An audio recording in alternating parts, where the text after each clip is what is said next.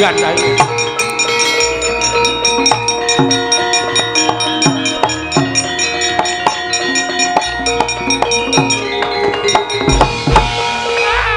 Perkencang warudayang. Lho. Lah cah edan tenan. Ning ngarepe dewa kok salto.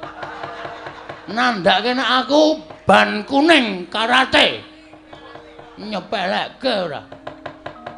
Kanthi dasar apa sampean ora ngeparengake gamelan Lokananta digawa ning jagat?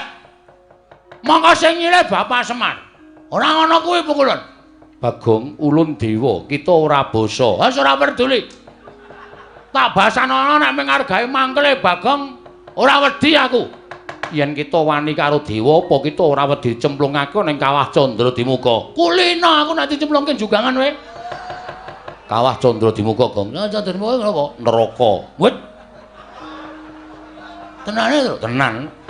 Kuwi papan diku nggodhog wong-wong sing salah-salah kuwi diobong ning kono. Ora wedi aku. Lho. Gong, ora edan. Ora wedi. Aku kulina cedhak geni gedhe. Aku kulina ngobong bata. Ora wedi aku. Panas wis ora pempan karo aku. Yen ngono kita wani karo dewa, sing tak wedeni apa mau Bathara Guru?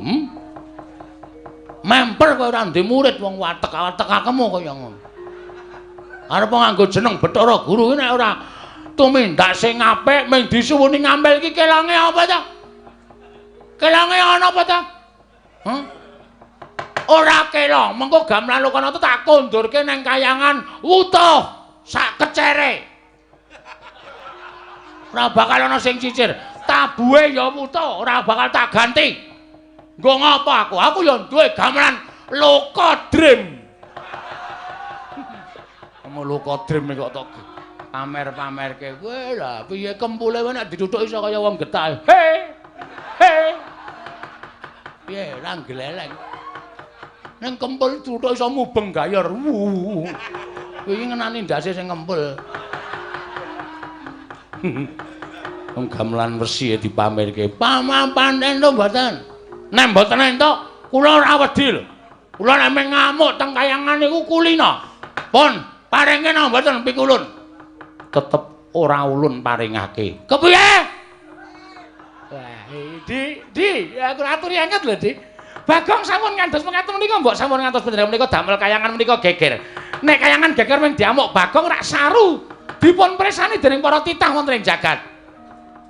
Kepiye? Balenono pisan, Kas. Sampeyan muni piye? Bagong gamelan Lokananta ora tak paringake. Kula saking mriki mencolot mriku menggunakan kekuatan tendangan tanpa bayangan. Sampeyan kena mesti muntah getih. Ya, Tru? Mbuh. Antel. Dewa-dewa sing ngarep do ngadeg. Lho. Kuwi kon tringguh kok malah ngadeg ora. Parang mboten Kulun. Tetep ora ulun paringake. Kula hitunge 3 kejeping paningal. Nek Pukulun tetep mboten maringaken, mboten wonten wiyosing pangandika paduka Hyang Adi Pukulun. Maringaken gamelan Lokananta dhateng Bapak Semar kula boyong wonten ing Karangkadempel. Nyuwun pangapunten nek kepeksa Bagong mboten gadhahi tata krama wonten ing kayangan Bathara Indra. Al-Fatihah kunjuk Kisena Nugroho. Bismillahirrahmanirrahim.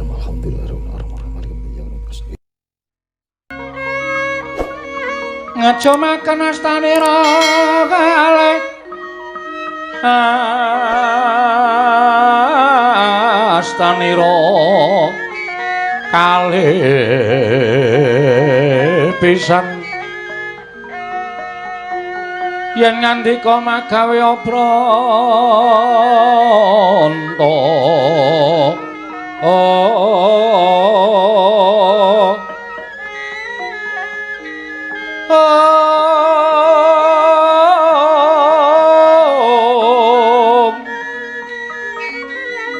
yen ngandika magawe pranta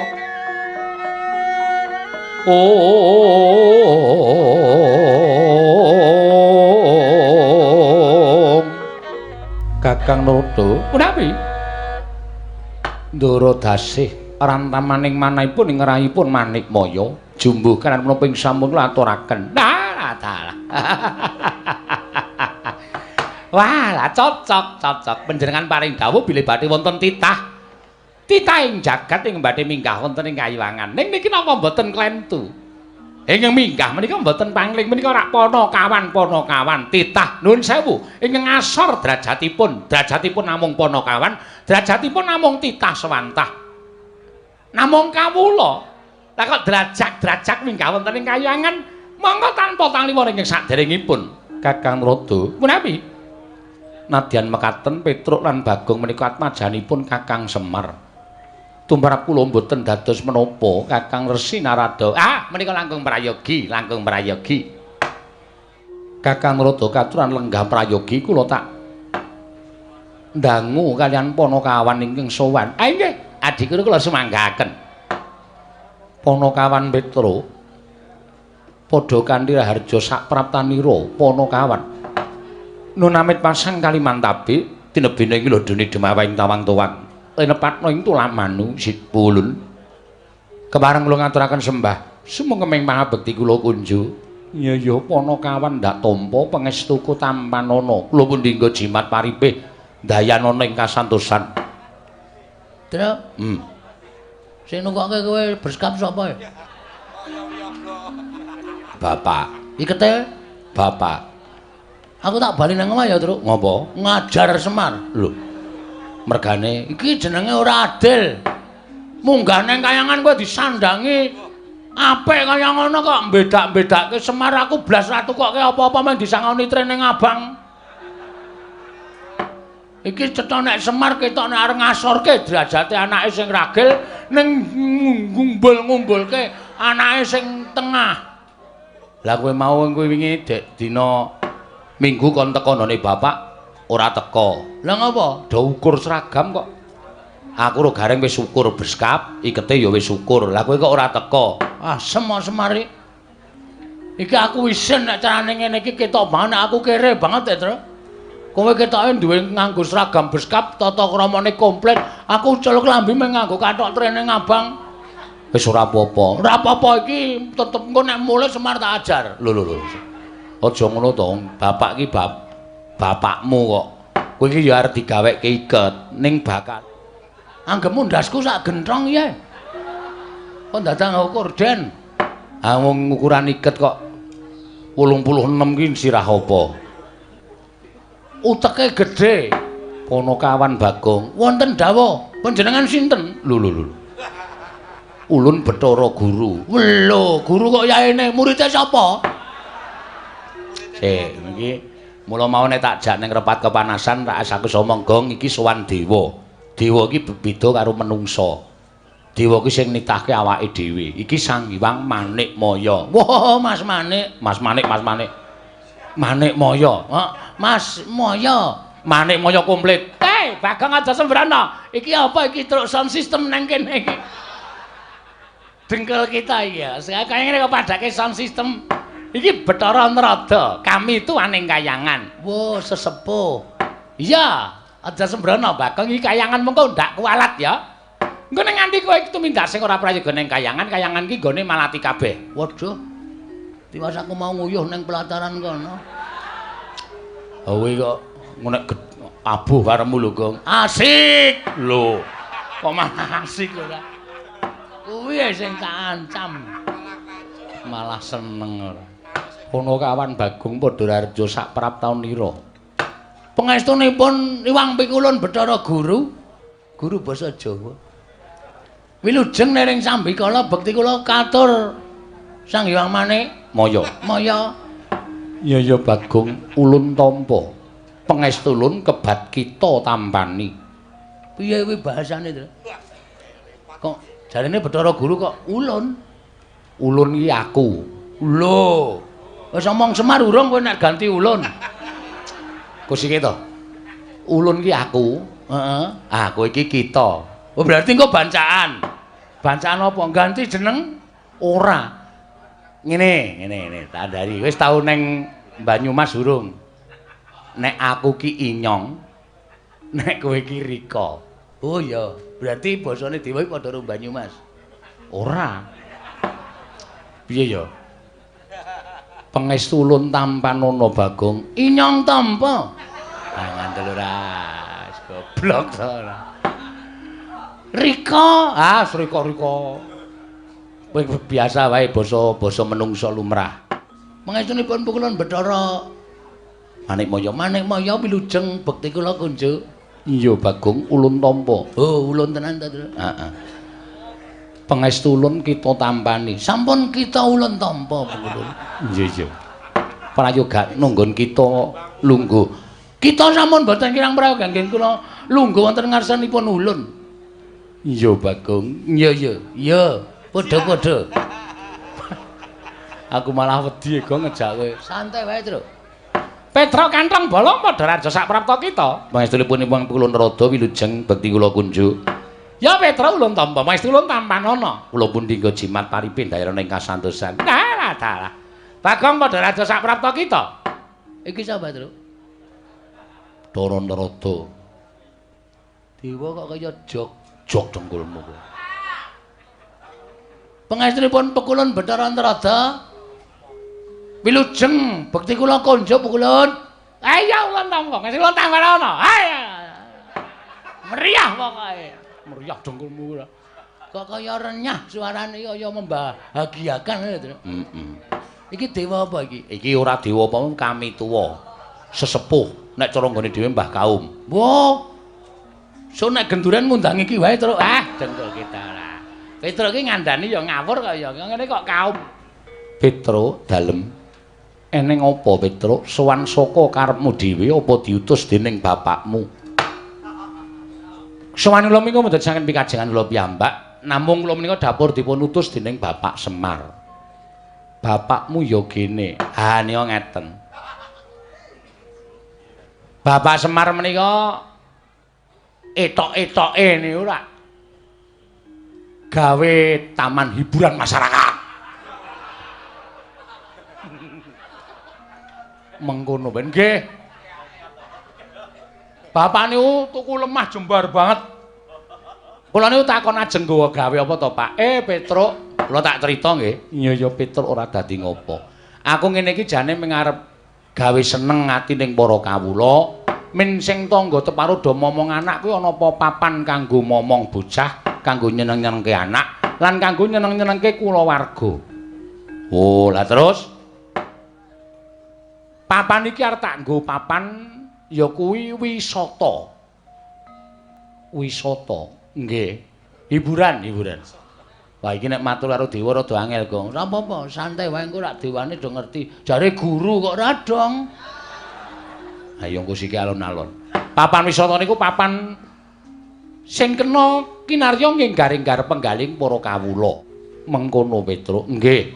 Nggih menika dipun sebut Taman Karang Kadempel Happy.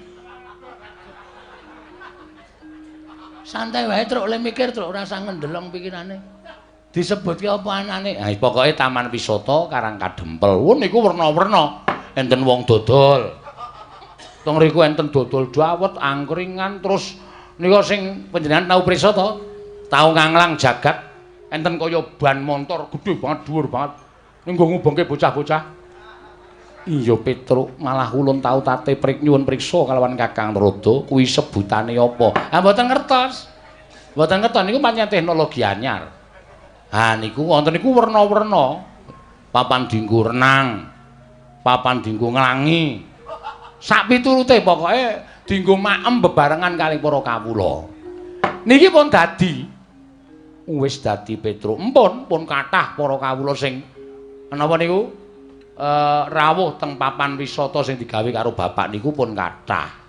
Kula malah sing didadekke keamanan garing niku sing didadekke ngawati apa ya jenenge kuwi tempat-tempat sing dienggo wisata niku. Lah sing jaga tiket Bagong. Bapak niku rumangsane kok tekor terus. Monggo tikete niku payune akeh banget ning setorane dhuwit saka tiket niku kok mboten jumbo karo cacahing tiket. Sing jaga tiket sapa? Niki menungsane. Niki. Tangane lho. Nudeng kok neng rai ra sopan. Lah aku mung nguduke kowe sing jaga tiket kok. Bagong kok iso kaya ngono sebabe? Nuwun sewu, papan sing dingge taman wisata Bapak niku akeh tuyule. Yen tuyule akeh mesti ana pengarepe tuyul. Pengarepe tuyul mau sapa? Kula. Ngandel ora ngaku to kowe. Ora sok kaya ngono kuwi gong wong bapak ki ragate ya akeh. Bapak ki modale ya akeh ora sok kaya ngono. Kuwi wis dibayar karo bapak kok. Siap. Mulai besok aku tertib to. Iya, dadi kowe iki nek ngapusi ngono kuwi jane malah konangan. Wong cacahe tiket ki per A misale 5.000 ngono kuwi iki tikete iki diitung 5.000 ping pira sing payu ngono kuwi diitung karo bapak. Bapak iso ngitung to? Iso. Anggepmu bapak ora iso ngitung to? Ya tak kira ora iso mulai tak colongi. Anggere ana kira-kira wong ngelak tak kei dit tuku es teh, tak kon nukokke, susuke tak kon ngepek. Aku tuku rokok ya sak slop sisan. Aku jenenge gawe tekor. Ora kena. Kuwi bapak jane wis ngerti ning bapak meneng wae. Aku jadi pecat ya ora. Lah terus wigatine sowan ning Kayewangan. Lah supaya nyukupi sarta nuwun sewu, taman menika ketingal sae, wilujeng. Niku tata carane wong Jawa sing dienggo karo bapak utawa teng Karang Kadempel niku mriki niku kudu diruwat. Kene ngendi taman wisatane bapak niku kudu diruwat kanthi carane tatane wong Jawa niku nanggap wayang. Monggo bapak niku nuwun sewu nek kon mayang apike ra jamak-jamak. Monggo bapak niku ming kon ngruwat. Lah bapak bingung lek ajeng nyuwun ngampil gamelan niku teng pundi. Tumuli piyambakipun nemut nek duwe adi inggih menika nuwun sewu Kadang Taruna Sang Hyang Manikmaya sing kagungan gangsa nami gangsa Kyai Lokananta. Jane nggih bapak niku pun kula pringgake wong bapak ile mayang rate apike gamelane wesi wae. Kok wong mayang rung karuan apik kok gamelane dadak saka kayangan kok nek nganti penontone gelo. Ya ora, bapak iki ora ngerti nom-nomane bapak nek mayang apik lho. Bapak niku mayang entekke sindene.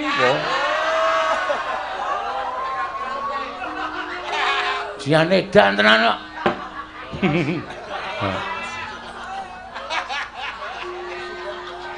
Mula saniki golek waranggana bapak niku kangelan tenan. Emoh do dijaki emoh ya. Ngawur ya Semar. Ampun gumujeng niku serius. Iya Bagong nggih. Ah niki terus. Iya. Dadi sowan kula menika diutus dening bapak nyuwun ngampil gamelan Lokananta. Komplit slindro pelok. Nek ajeng kepareng panjenengan sumun Prabu Pukul Bathara Guru menika paring dawuh, bapak niku ken bayar ya manut, ken ngijoli apa-apa ya manut ning gamelan Lokananta kudu rawuh teng Karang Kadempel. Dadi srana syarat ngruwat bapak nggih menika taman wisata sing enggal supaya nir ing sambikala. Dados sowan kula kali Bagong menika dipun dawuhi dening bapak supaya nyuwun ngampil wujudipun inggih menika gamelan Lokananta. Mengkono Petruk nggih. Mila dinten samangke menawi Hyang Pikulun Bathara Guru kepareng maringaken matur sembah nuwun dene mboten nyuwun pangapunten. Kalih nek niki kula wis dikantheni bapak sekedhik arta dienggo pengenceng. Nek Hyang Pikulun Bathara Guru kersa maringaken inggih menika gamelan Lokananta niku wajeng kula pede. Apa, Gong? Pede. Pede ki apa? Manjeri lho. Goblok. DP. Hah? DP. Amen kuwalek kok. Ora pas kaya. DP kok pede. Niku mboten ketang sekedhik, mengke pelunasanipun 7 taun sakwise pentas. Kuwi arep ngecara ngendi kuwi ora bakal diweneh diparingi ngampil nek 7 taun sakwise pentas ora. Ngoten mawon Bu Kulon. Kalih welinge bapak nek Hyang Pikulun Bathara Guru niku kuwatir gamelan Lokananta niku kenging napa-napa mengke ditabuh para titah.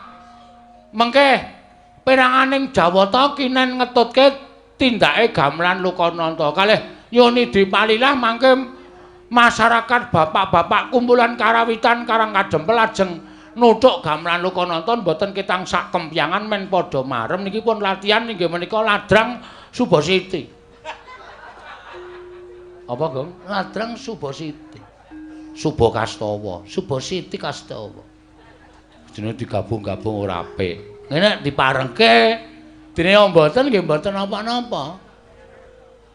Kakang Narada, menawi kados pundi Kakang ketingalipun namung sepele ning tumrap kula kok dadi gawe. Di nyuwun pangapunten. Kakang Semar menika Kakang Ismaya, menika Kadang Paduka Werda. Mila menawi wonten bot repotipun Kakang Semar menika mesti pun Adi Prabu Banagara sampun ngantos panjenengan menika awal maringaken ngampil gamelan Lokananta badhe kaboyong wonten ing Karang Kadempel. Malah tumrap kula menika satunggiling pakurmatan tumraping Adi Pramesti Bathara Guru. Ing atasipun paduka menika Kadang tinemu Taruna nanging tasih dipun penggalih dening Kadang tinemu Werda inggih menika Kakang Ismaya. Leres ngendikanipun Bagong, menawi kuwatir wonten menapa-menapa tindake gamelan Lokananta menika dipun tutaken para Jawata. Indra ingkang kadhawan supados ngetutaken sak kanca rawangipun para dewa ngetutaken lampahing gamelan Lokananta. Waton sampun ngantos dados tutawi damel murkanipun Kakang Semar. Menawi ngantos paduka Adi Prabu Bathara Guru menika mboten maringaken gamelan Lokananta, mesti kemawon Petruk wangsul wadul kalian bapakipun. Nek nganti Petruk bali wadul karo Semar, dalah Semar ngamuk teng kayangan Warataya. Sapa sing arep wani karo Semar Badranaya? Saya nek pun ngubal-ubal pusakane wujud entut. Wah, menika wah bebayane. Leres bukulun kula wingi bar opname 7 dina. Mergane dintuti Semar. Setan tenan. Lho, karo bapakne kok senengane ngono kuwi. Pas cangkeme. Kon mijeti nggon sikil ki muni iki lho Gong, nggon bokong iki kok kaya linu-linu. Tak demek nggon bokong ki metu matut ngono. Pas banget, Tru. Langsung raiku biru. Kowe ora nilai to? Ora. Kowe iki jan setan kok kowe. Kowe iki sedulur ning mungsa. Kowe iki wis bola-bali ngapusi lara wingi lara ngapusi tak tileki tak nei dituke tak golek tukoke jeruk ya rong dina mari. Karena kuwi teknik tak nggo golek dhuwit. Oh, edian ora. Pancen aku edan. Ngaten Kakang. Nggih. Nanging ngantos Semar menika mangke murka. Ha tapi sinten iki badhe wantun kalian Semar. Nanging tumrap kula menapa ing dipun ngendikaken Kakang Semar lumantar Petruk menika sampun nerak pacak nerajang perbatang. Nerak pacak nerajang perbatang perkawis menapa? Dipun menapak-menapakno Kakang Semar menika titah. Mangke riyen titah menika rak lairipun nanging batosipun Kakang Semar menika Jawata, Sang Hyang Bathara Ismaya. Nanging wiwit nalika semanten sampun mapan wonten ing jagat, sampun pinten-pinten abad laminipun. Mila Kakang Semar menika sampun dipun setrakaken boten dipun akoni dening kulawarga kadewatan, nanging tetep dados titah sawantah. Mila menawi wonten jamak lumrahing titah ingkang wantun badhe ngampil dhateng uba rampe ning Kayiwangan, tontonan ing Kayiwangan. Tentu kemawon kula mboten maringaken. Lah nuwun sewu lho. Menawi paduka paring dawuh mboten maringaken menika mangke menawi Semar tumuli minggah wonten ing Kayangan malah mboten prayoga kedadosanipun. Langkung-langkung nek nganti anake Semar loro niki midhanget panjenengan mboten maringaken gamelan Lokananta badhe kaboyong wonten ing Karang Kadempel. Lha nek bocah loro niki nganti ngamuk sapa sing arep nandangi ridane wong loro niki? Rataya kowe. Petruk niku anggap kaya ngeten iki ning Digdaya kliwat ukur. Luwe-luwe niki. Sing teng mburi kula sing mripate kaya ndok ceplokan iki. Iki nek wis muni nesu, sapa sing arep wani karo Bagong? Dalah. Lho niki napa? Ora edan ana dewa kok ditirokke iki nek ora Bagong ora lho. Inggih Kakang Narada, nanging tetep badhe kula mboten nglilani menawi gamelan Lokananta kaboyong wonten ing jagat. Lah menawi ngaten monggo, monggo. Ning nuwun sewu, kula tunggak waru godhong dadap. Tegesipun menawi wonten menapa-menapa Narada ora melu-melu ora melu garap. Kula aturi ngraosaken piyambak. Kula semanggaaken. Mrika sampun kula aturaken lho. Tunggak waru godhong dadap, Narada ora melu-melu, ora melu garap. Nek ana moga-moganing titah kalih menika kula semanggaaken adhipun renggalang kridanipun Petruk kaliyan pun Bagong. Haripun sampun dipun utus dening bapakipun pados nyuwun ngambil gamelan Lokananta di Kakang Narada kasinggihan mekaten. Petruk dalem mesti wae Petruk wis midhanget. Nggih. Gamelan Lokananta kuwi tontonaning kasuwargan. Oh nggih. Gamelan Lokananta kuwi wujute uba rampe ning kasuwargan, uba rampe ning kayiwangan. Ora saben titah bisa nyuwun ngambil gamelan Lokananta. Nyuwun mapunten, Mbul. Ingin nyuwun ngambil menika sanes kula ning bapak. Sing nyuwun ngambil nika dudu Petruk ning bapak. Nadyan bapak kita kuwi titah. Nyuwun mapunten. Ngendikanipun para sepuh, ngendikanipun para pinter bapak menika mboten titah. Ning nika dewa Sang Hyang Bathara Ismaya. Nanging bapakmu wis ora dianggep kulawarganing kadewatan. Bapakmu wis dibuang ngono ing jagat, tegese bapakmu kuwi wis dudu Jawata. Bapakmu kuwi mung titah semantah. Oh ngaten. Iya, dados kesimpulanipun keteranganipun kula nyuwun dawuh. Dipun paringaken ana mboten? Panakawan Petruk, ulun ora mlayogyani, ulun ora maringake. Mboten maringaken? Ora Petruk. Ah nggih sampun mboten napa-napa. Gong, piye iki? Piye? Sukses ora? Di PD saiki apa engko? DP. PD ora. Di DP saiki apa engko? Ah nek wis siap DP-nen. Ning wong iki gamelan Lokananta iki ora dikeparengake tedhak ning jagat, ora entuk diboyong ning Karang Kadempel. Bagong, Nun. Gamelan Lokananta mboya entuk diboyong marang jagat. Mboya entuk diagem dening bapakmu ning Karang Kadempel nggone bakal ngruwat papan wisata. Imapan ning Karang Kadempel, Bagong. Keterangane pokoke intine gamelan Lokananta ora entuk digawa ning jagat, ngoten? Iya. Ning nganti kula lapor Bapak, ulun ora wedi. Ulun ingkang bakal tanggung jawab. Berarti sampean mboten ajrih kali bapak kula. Ora wedi, Bagong. Nek ngoten timbangane kula bali ning ngenten mawon. Entuk ora entuk ajeng kula suwun ngambil. Nek nganti sampean mboten biar ora. Mengentukaken maringaken gamelan Lokananta kula boyong wonten ing alam donya. Ora ujan ora kaul. Noyah-nayah Baskara titi mangsa. Bagong mboten ajeng wangsul. Nadyan Bagong dikon wangsul, kula ora arep gelem. Nek perlu kula kudu tanding kali dewa-dewa sing do tata tirik-tirik teng mriki. Kula ora wedi pikulan.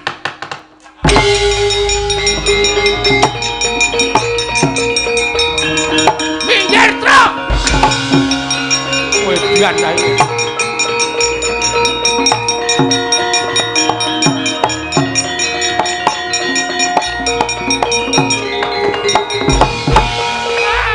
Perkencang warudayang. Lho. Lah cah edan tenan. Ning ngarepe dewa kok salto. Nandhake nek aku ban kuning karate. Nyepelekke ora. Kanthi dasar apa sampean ora ngeparengake gamelan Lokananta digawa ning jagat? Mongko sing nyilih Bapak Semar. Ora ngono kuwi pukulun. Bagong, ulun dewa, kita ora basa. Wis ora peduli. Tak basana nek menghargai mangkele Bagong, ora wedi aku. Yen kita wani karo dewa apa kita ora wedi cemplungake ning Kawah Candra Dimuka. Kulina aku nek dicemplungke jugangan wae. Kawah Candra Dimuka, Gong. Candra Dimuka napa? Neraka. Wit. Tenane to? Tenan. Kuwi papan dienggo nggodhog wong-wong sing salah-salah kuwi diobong ning kono. Ora wedi aku. Lho. Gong, ora edan. Ora wedi. Aku kulina cedhak geni gedhe. Aku kulina ngobong bata. Ora wedi aku. Panas wis ora pempan karo aku. Yen ngono kita wani karo dewa, sing tak wedeni apa mau Bathara Guru? Memper kowe ora ndek murid wong watek-watek akemu kaya ngono. Arep nganggo jeneng Bathara Guru nek ora tumindak sing apik mung disuwuni ngambil iki kelange apa ta? Kelange ana apa ta? Ora kelong, mengko gamelan Lokananta tak kondurke ning kayangan utuh sak kecere. Ora bakal ana sing cicir. Tabuhe ya utuh, ora bakal tak ganti. Nggo ngapa aku? Aku ya duwe gamelan Lokadrim. Mulu kodrim kok tok pamer-pamerke. Kowe lah piye kempule kowe nek dituthuk iso kaya wong getah. He. He. Piye ra gleleng. Ning kempul tuthuk iso mubeng gayor. Kowe iki ngenani ndase sing kempul. Wong gamelan wesi dipamerke. Pamapan entuk mboten? Nek mboten entuk, kula ora wedi lho. Kula nek ngamuk teng kayangan niku kulina. Pun paringke napa mboten pikulun? Tetep ora ulun paringake. Kepiye? Wah, Di, aku aturi anget lho, Di. Bagong sampun ngantos mengaten menika mbok sampun ngantos panjenengan menika damel kayangan menika geger. Nek kayangan geger ming diamuk Bagong rak saru dipun presani dening para titah wonten ing jagat. Kepiye? Balana pisan, Kas. Sampeyan muni piye? Bagong gamelan Lokananta ora tak paringake. Kula saking mriki mencolot mriku menggunakan kekuatan tendangan tanpa bayangan. Sampeyan kena mesti muntah getik. Ya, Tru? Mbuh. Antel. Dewa-dewa sing ngarep do ngadeg. Lho. Kowe kon tringguh kok malah ngadeg ora. Parang mboten Pukulun. Tetep ora ulun paringake. Kula hitunge 3 kejeping paningal. Nek Pukulun tetep mboten maringaken, mboten wonten wiyosing pangandika paduka Hyang Adi Pukulun. Maringaken gamelan Lokananta dhateng Bapak Semar kula boyong wonten ing Karangkadempel. Nyuwun pangapunten nek kepeksa Bagong mboten gadhahi tata krama wonten ing kayangan Bathara Indra.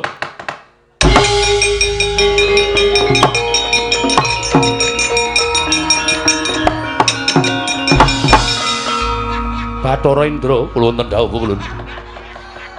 Sira ulun dawuhi menika kula ketutupan tiyang kathah sanget. Petruk minggir aku arep Tru tutupi. Pokoke tutupi. Indra aja nganti metu. Metu entek-entekke kuwi bintang film e. Aja nganti metu, Tru. Bathara Indra, kita bakal nampa duka saka ulun yen kita ora enggal mangsuli kelawan Bagong. Bathara Indra niki ngestaken dawuh ulun. Sapa iki? Ulun Bathara Indra. Welo edian. Ulun putra nomor 4 Iwang Pikulun Manikmaya Atmaja ingkang angka catur. Anake Bathara Guru ki pira? Akeh Bagong. Sapa wae sik mbarep sapa sik? Ulun dhewe mboya hafal. Aku dene hafal kowe anake Bathara Guru nomor 4 kok karo mbarepe kok ora hafal. Ulun ora ngerti. Iki piye kok malah do cacah jiwa iki piye iki? Wong arep tantang-tantangan kok malah takon barepe sapa ragile sapa barepe sapa ya wis ben barepe wis nyambut gawe ragile urung nyambut gawe ngono wae sampung. Bagong kok dituruti ora. Ngopo sampean? Ulun ora nrimakake. Ora nrimakake perkara apa? Perkara kita nggone swani kalian panjenenganing Hyang Pikulun Bathara Guru. Bagong bali apa ora? Ora. Kita bali ning jagat apa ora? Taun-taun windanana nek gamelan Lokananta ora mudhun ana ing ngalam donya ning Karangkadempel, aku ora arep tekan ndi-ndi. Tegese kita wani kalian panjenengan ulun. Apamu sing tak wedeni? Ayo, metu ning repat kepanasan tak bondo tanganmu tak rangket sikilmu. Tak lebokake ning kawah Candra Dimuka. Oke, dikur aku wedi kok karo kowe. Apa dikur aku wedi karo kowe? Truk, Bathara Indra tandangi, aku sing nandangi Bathara Guru. Yo, manut wae.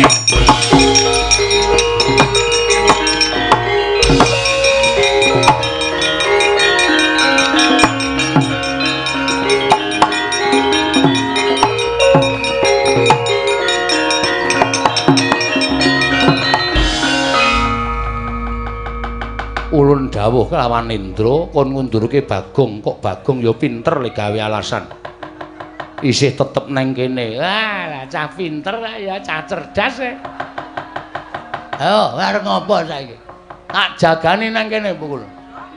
Sampeyan iki dewa wis malak lho. Kancane tangane loro kok sampeyan papat dhewe. Dobel ya sampeyan. Senengane dobel ya. Biasane siji mungsuh siji sampean mungsuh loro wae wani. Lah edan. Ya mau dipati iki piye iki? Bagong. Nun, sapa niki? Ya Modipati. Dewa tukang jabut nyawa. Sampeyan rasa melu-melu. Apa dikira wau kula wedi karo sampeyan terus saniki sampeyan ngelekke karo kula terus aku dikira wedi karo kowe wae. Hah? Jabute nyawane Bagong.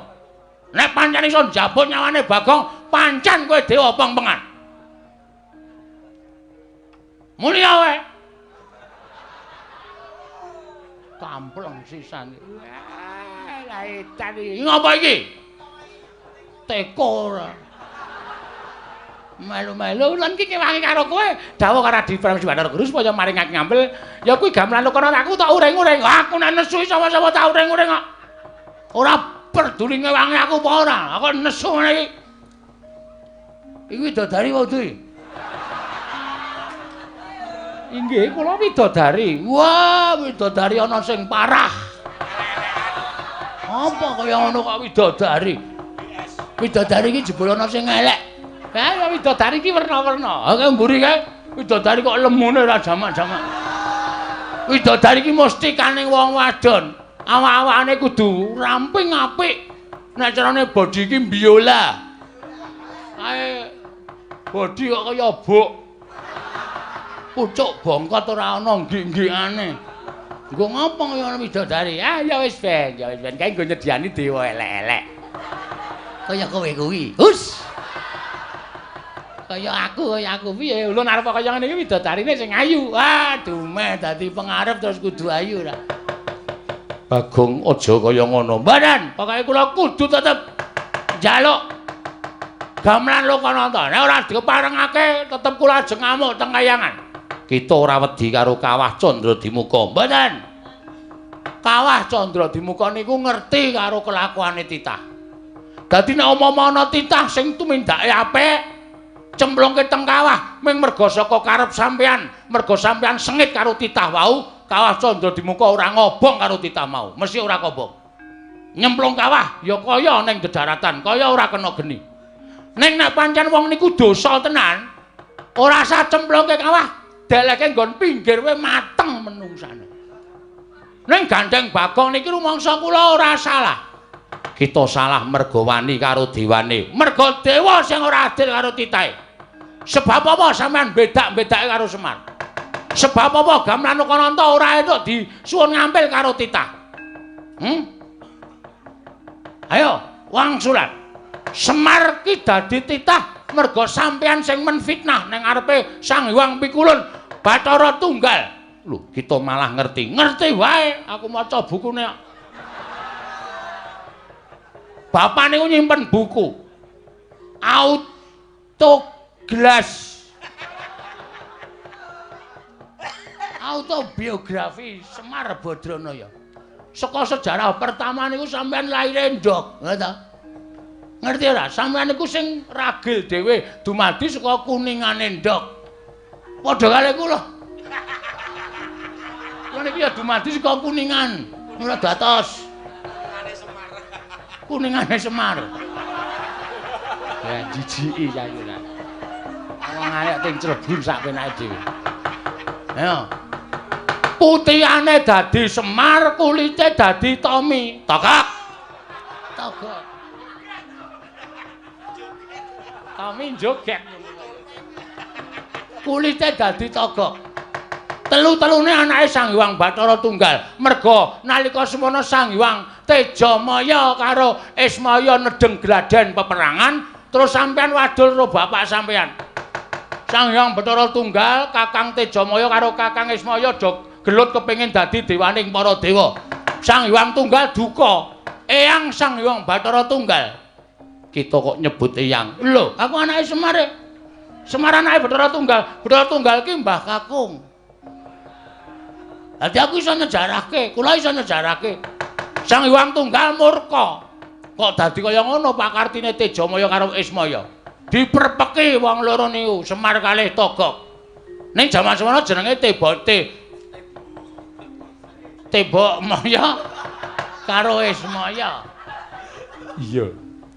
Terus dikon mangan pagering Gunung Pagering Jagat sisih kulon karo Gunung Pagering Jagat sisih wetan. Togog berusaha mangan nganti cangkeme diambak-ambakke suwek. Semar niku duwe go vertikal, gunung diserot, mula wetenge kebuak prongkalan niku. Nek arep nggo uruk mang bedel wetenge Semar. Terus do didukke nang kayangan. Kowe leha-leha dadi dewaning para dewa. Semar ngrekoso ning jagat ning kepengin nyuwun ngambil gamelan. Ora entuk iki terus saiki keadilanmu menyang endi Pukulun? Keadilanmu menyang endi? Sampeyan ora tresna karo sedulur, sampeyan ora tresna karo sedulur sing mangsia-sia urip ning jagat. Ming disili gamelane kok ora entuk. Wong kok le malak men kowe. Ya Madipati, ajar kowe. Ayo. Macem-macem. Aku dong tutuk le koja. Inggih. Ngono. Lho, ya Madipati. Aduh Pukulun kula malah tratapan. Kowe jajal njabut nyawaku. Aku isih urip kok jabut untumu modar. Ompong kabeh kowe. Oh. Ya ngati-ati lho ya Madipati, ngati-ati. Sembrono tenan. Kok tekan semono kok mung ngitung kowe. Nek Semar karo Tejamaya anu Siwa Togog gelem dadi dewa, kowe kapan dadi dewa? Ra kelak. Kurang ajar to karo dewa kok ngunekke sak pinake dhewe. Sang Hyang Purwacarita, Purwareja, Purwakerta. Ora ana. Rumangsane ora. Ning kok saiki bareng dadi dewa sombongmu minta ampun. Kemewat kaya ngregem jimat. Awa dikira titah kaya Bagong Irawani gawe kisruh kayangan. Tak enteni telung kejeping paningal, kowe ra meneke gamelan Lokananta, aku ngising sanggon-gon.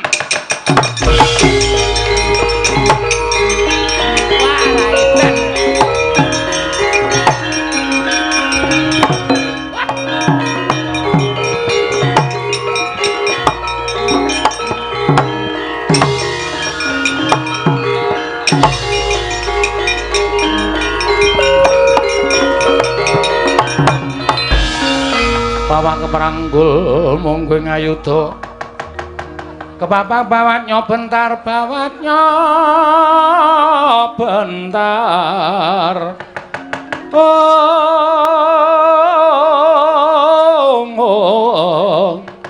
kepapang nyungging ngaloka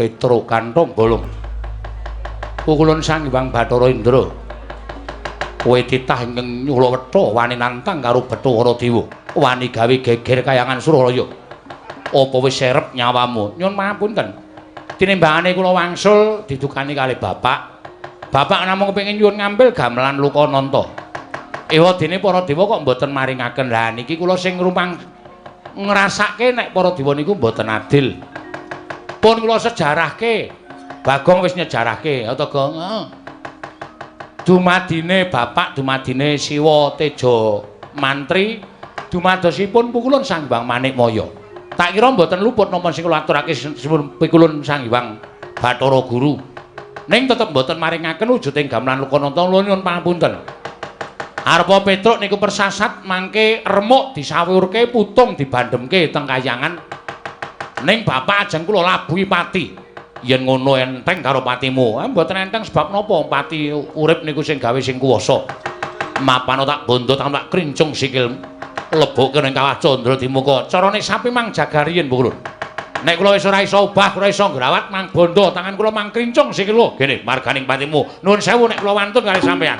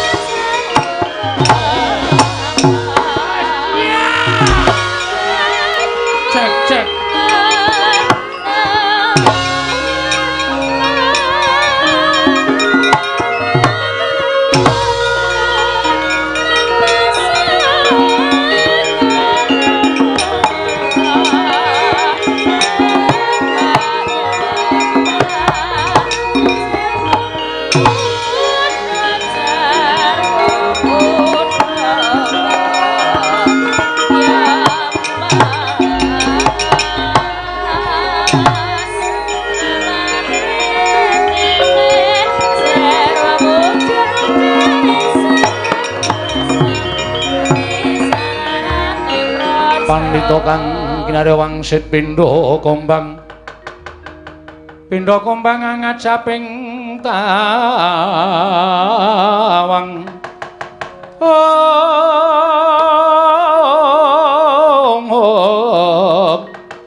susuh angin ngendi nggone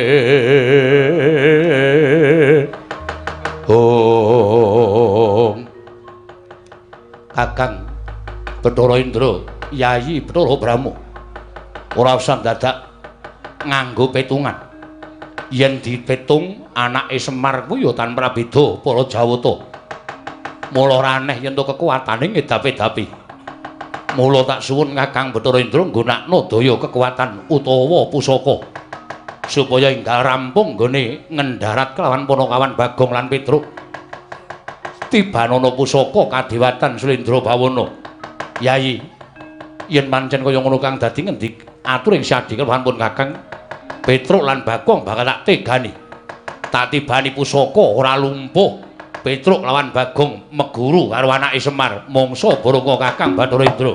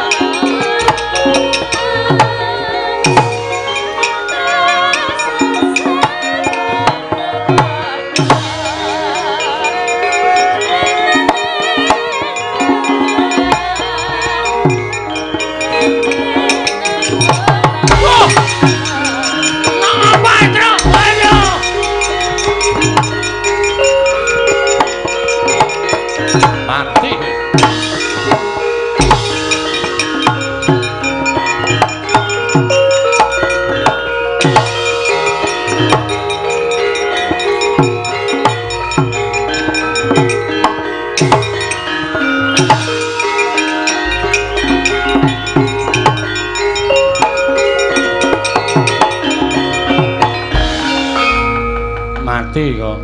Hah? Mati aku. Kaya kena jemparing dadaku kok kekuwatanku ilang kabeh ya, Kong. Aku iso omong ngene iki ning ngobahke jenthik wae ra iso. Aku ya ae.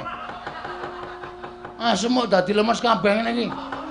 Kowe nggo obat kuat ra? Ora nggowo.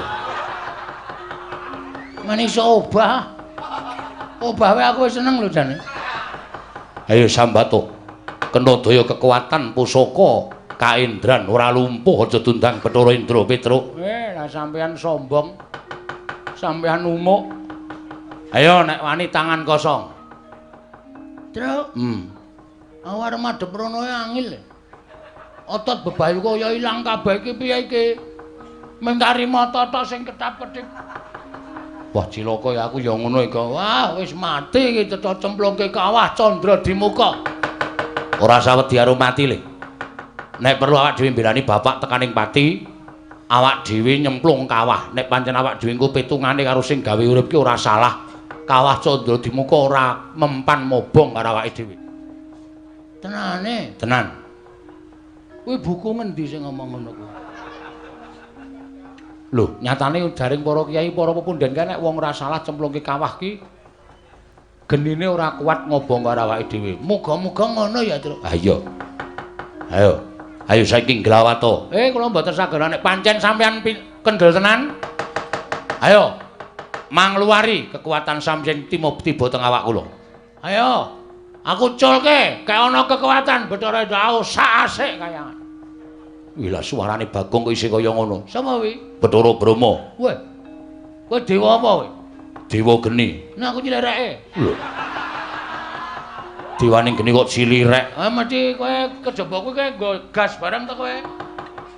Wah, Bagong ki pancen omongane kok nganyelake. Sapa kuwi, Truk? Bet ketoke Yamadipati aku nyawang saka kene kok sandangane. Kae rasa kon melu-melu kok njabut nyawa cilaka, Truk. Ayo sambat to kowe ora iso glawat tak jabut nyawamu. Wis aja kesusu Yamadipati nek ora mau dadi jabut ya. Bagong. Pancen cangkeme elek kok Bagong ora. Wis kowe ora iso glawat tak bondo tamlak krincung sikilmu. Kowe tak bondo tak aturake wang pikulun Bathara Guru ki nampa pidana Petruk. Pun kula saniki wis ora iso apa-apa. Mang napake ora apa-apa. Truk. Kirim SMS karo Semar. Lho. Tanganku ora iso obah lho kok. HP iki ning ngesak, ning ora iso obah. Nek iso aku kirim SMS karo bapak, "Pak, aku tulungono bapakmu sing munggah kayangan ngamuk." Piye ya carane iki? Ha wis sakdi pasrah wae iki ora iso piye-piye iki. Wah, cilaka tenan iki. Mati tenan awake dhewe. Ora usah nangis, ora usah nangis. Ora usah nangis dasmu. Anakku cilik-cilik. Anakku sing cilik dhewe iki lucu, Tru. Iki aku ngerti kaya ngene iki aku ora melu. Gong. Belani bapak iki diantepi rasa gembeng. Oh, cah jiri ora. Ora bojomu ora ya isih to, ora ya dopeni bojomu to. Gareng urip, Tru. Lah ngopo? Ora ngerti to. Gareng ki seneng karo bojoku. Oh, berarti lek nangis ki wis melang nek bojomu dipek gareng. Ora apa-apa men gareng men kecingkrangan uripe. Nguripi bojo siji wae rekoso kok arep bojone loro aneh-aneh ora. Wis diantepi atine. Oke. Semangat. Semangat. Mati ra apa-apa. Wah ya aja. Mati ora apa-apa. Ora apa-apa diantepi wae. Yai Bathara Brahma, Yai Bathara Yamadipati. Petruk dibondo tangane, Bagong bondo tangane aturke Sang Hyang Jagat Kirinata. Ya ngestoke dawuh Kakang Bathara Indra.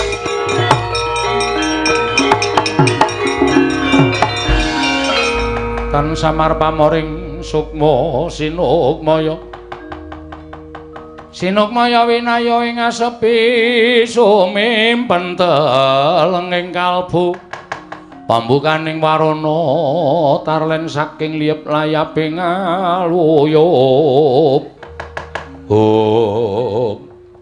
Panakawan Petruk lan Bagong wis dibondo tangane dikerincung sikile ora iso nglawat. Ayo saiki mara gage Sumbara. Iki oleh-olehane yen to titah bakal wani marang kadewatan. Wis Gong, iki Idian.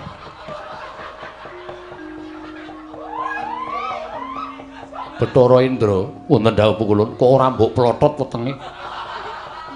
Ing atasku ning Bale Martya Kundha manik. Asem aku mampu dhewe, Tru.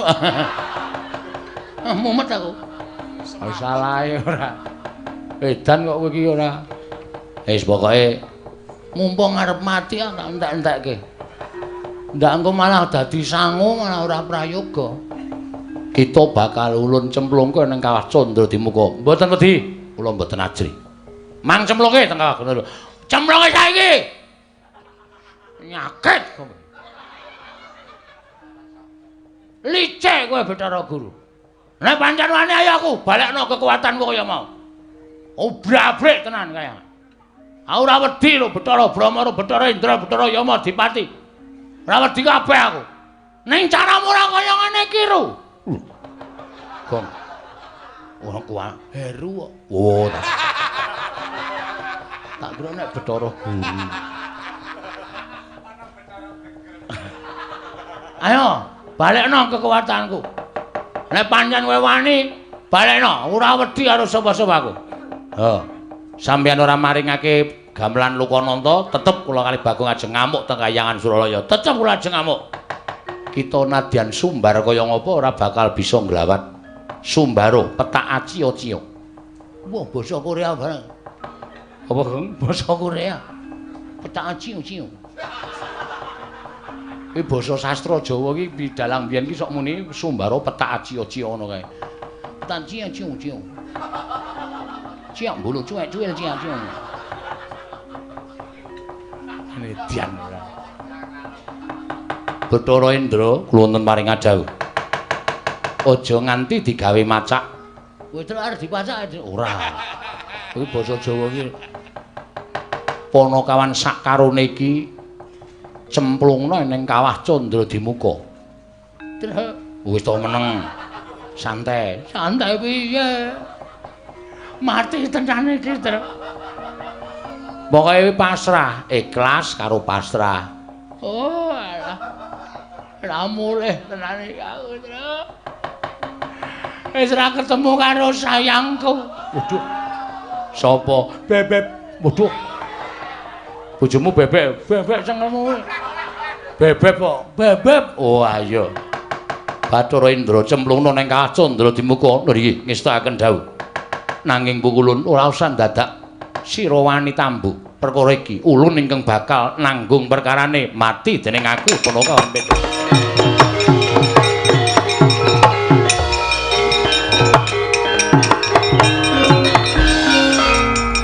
Mubal genining Candra Dimuka cinemplungan Lurah Petruk lan Lurah Bagong eling-eling titah ingkang boten ate klepetan dedosan nadyan keladuk wani kurang geduga. Gejol kumarucul parandina damel suka sangganing para ingkang sami wuninga. Dadya kanugrahan tumraping Lurah Petruk miwah Lurah Bagong. Tanggap Sang Hyang Jatimurti wis ngawuningani Lurah Petruk lan Lurah Bagong manjing telenging Candra Dimuka. Mulat Sang Hyang ngasih pranaya Sang Hyang Bathara Wenang sigra niyup saking dirgantara manjing kawah Candra Dimuka.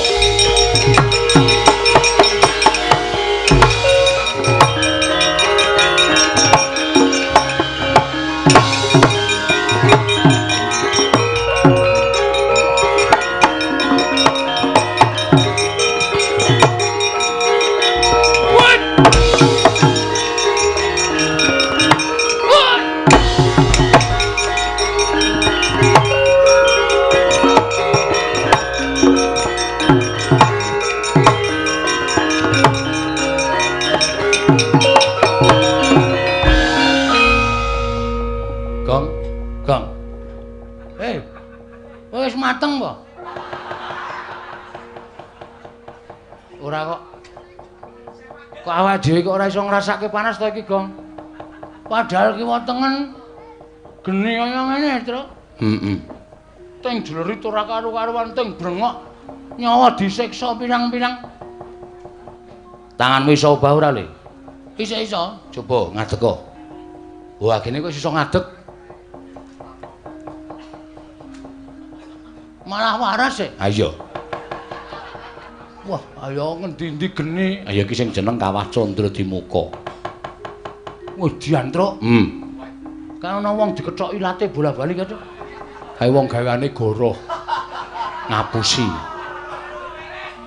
Berarti aku sok ngono kae ya, Truk. Aku sok goroh ra. Medeni tenan. Kae wong kok sirahe dipalu. Pecah. Gathuk meneh, palu pecah gathuk meneh. Kae wong sing pikirane wong pinter ning dienggo pinteri wong liya. Wah, dan ana wong matane dicubles paku sok ae, Cuk. Kae gane wong injen. Aduh. Ngopo kok aduh? Aku kulinae. Aku kuwi karepmu kowe. Aseme bojomu barang tak injen ae. Kok warna-warna ya pasiksane ya, Truk. Kaya ana sing di slamet wetenge mangan barang haram. Oh, mangan iwak-iwakan sing ora entuk dipangan kuwi, dipangan iki wetenge disumeti kaya ngono kae. Wedan. Oh, kaya ana bokonge disodok. Disogok nganggo apa jenenge iki? Apa jenenge wesi kae, Truk? Kae gaane ngentut sak nggon-nggon. Aku ono kabeh ya aku. Berarti pasiksanku medeni ya, Truk. Oh, medeni. Mripate dicoblos ta, wis sok nginjeni ya.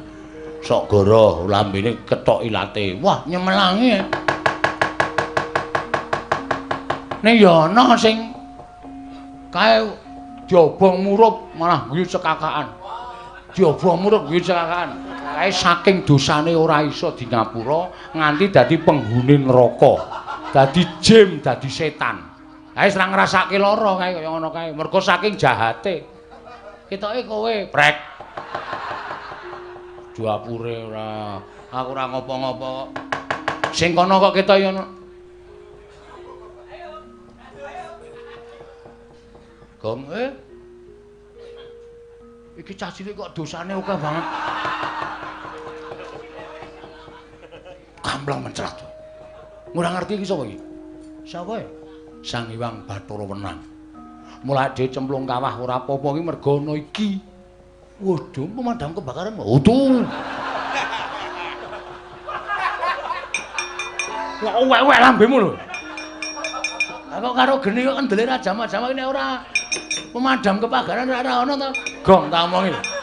Pemadam kok pematang. Pemadam kok kowe tak omongi. Kowe mau iso crita Sang Hyang Bathara Tunggal. Heeh. Ya ta? Heeh. Bathara Tunggal iki sapa? Bapakne Bathara Guru, bapakne Semar kuwi kambah kakung awake dhewe. Heeh. Lah iki bapakne Bathara Tunggal. Wo. Kakek buyut. Heeh. Ora kakek buyut niki sesembahaning para yai wong-wong dewa Bathara Guru nyembah karo iki. Kok cilik to? Ayo ben ora. Cah SD kok pintere ra jamak-jamak. Cah SD pinter.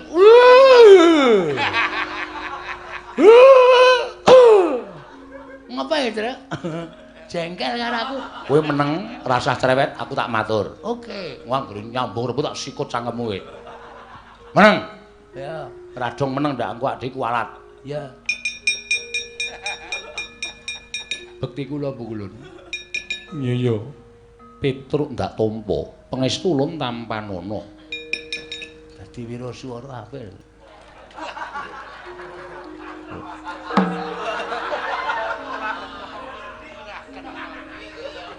Cilik kok suarane gandem. Dadi MC wae, Truk. Nen bermiarsu. Ana kowe lunga ana, kok cedhak sing dikethok ilate ke. Gah! Ngono ilatku malu dikethok. Aku iki cerewet kok nang ngene. Meneng sih to? Bekti kula bukulun. Iya. Wah, iya.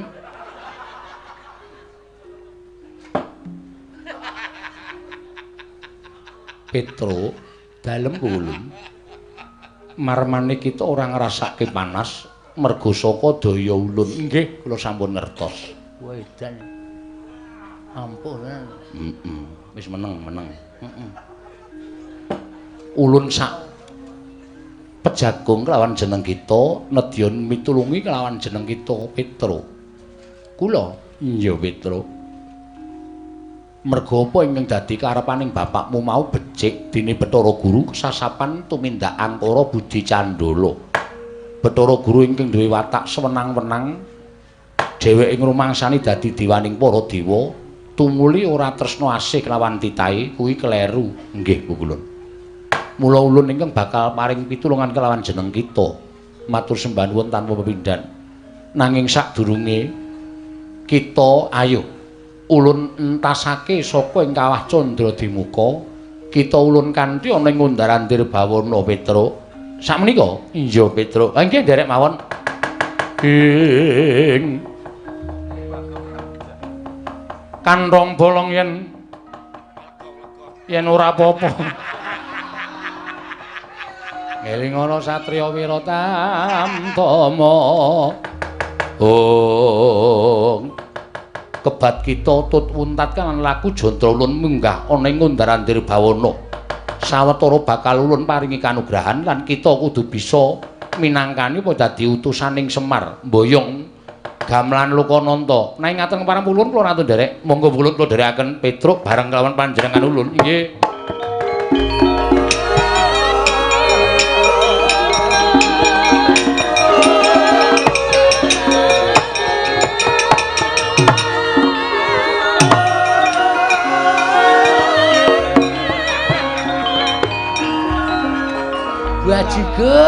Bajigur. Petro iki ora sadar ya. Petro ki hilang ingatan ya. Nek nggawa aku. Dijak karo si sama mau cah SD mau. Petro ayo ning kantor kepala sekolah monggo kula dherekaken. Lah kok lali nek aku nang kene. Weh, lah penyakit. Wis, piye iki aku nang Kawah Candra di muka mongko ora ana sing mitulungi karo aku. Gong, yo. Mangkat. Kae uteke ra dinggo ya, Jar. Komeng yo mangkat. Kowe iso mabur ki mergo apa, Truk? Aku ki ra iso mabur ya, Nyok. Ulun piye Petruk? Bagong mboten saged mabur. Ulun lali.